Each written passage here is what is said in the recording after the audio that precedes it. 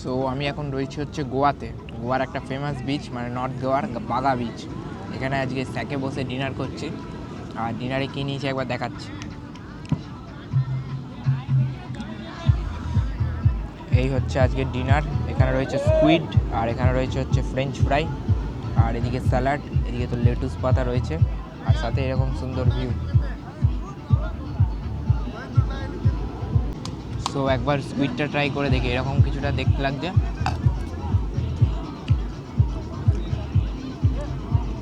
এই রয়েছে tomato salad,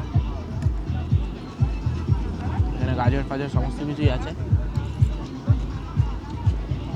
দারুণ সুন্দর একটা ডিনার হচ্ছে, মানে ক্যান্ডেল লাইট ডিনার। এরকম হচ্ছে একটা ফ্রেঞ্চ ফ্রাই। মোটামুটি আজকে খানা জবরদস্ত।